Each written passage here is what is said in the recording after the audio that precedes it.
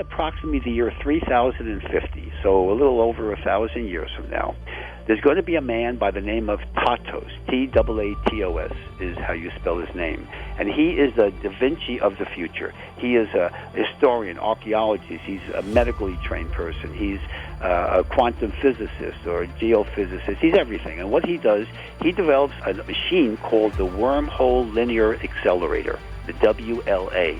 And this is a machine that literally enlarges a wormhole to classical size so that he and his crew can get into a ship and travel back in time. These chrononauts from the 31st to the 50th century go back in time, and they help us. The crew of Taatos, these are the names: Geb, Isis, Osiris, and Horus. They went back to ancient Egypt first, and of course, if you go back in ancient Egypt as a time traveler, they're going to worship you as a god. The term chrononauts is the time travelers and their interaction, how they come back and actually have created our civilization technologically.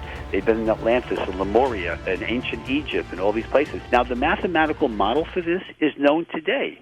Well, we're talking about the space-time continuum. So to simplify the field of quantum mechanics or quantum physics, basically all time is simultaneous.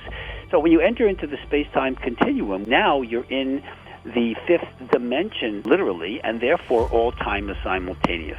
Kip Thorne did the research, came up with a mathematical model which shows exactly what I'm saying, that if you enlarge a wormhole to classic size, line it with exotic matter, which has negative mass and moves positive and forward in time, the opposite of antimatter, then you can actually create a time machine. Taatos will actually do that. By the way, was also known in the Egyptian hieroglyphics as Thoth, which was Hermes by the Greeks, who was the person who gave us language and books and writing, etc. Where do you think we get our technology? You know, the raw materials of this planet hasn't changed in thousands and thousands of years. We've had brilliant people living in ancient Egypt, the golden age of Greece, with Plato and Socrates, and Archimedes is really one of the most brilliant guys. And then this guy named Hero back in Rome in about the 1st century A.D., he developed a steam engine, which is, by the way, in the Smithsonian, a working model, a little model of it, that the Romans rejected because they thought it didn't work, you know, but it did. Why didn't we have cell phones and TV shows and satellites and space programs back then?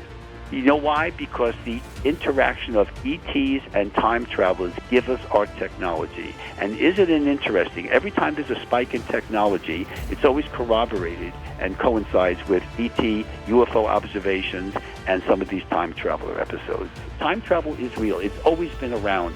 All the ancient Greek civilizations, the Romans, the mystery schools, they've all reported this. Man did not invent electricity or fire. We discovered it.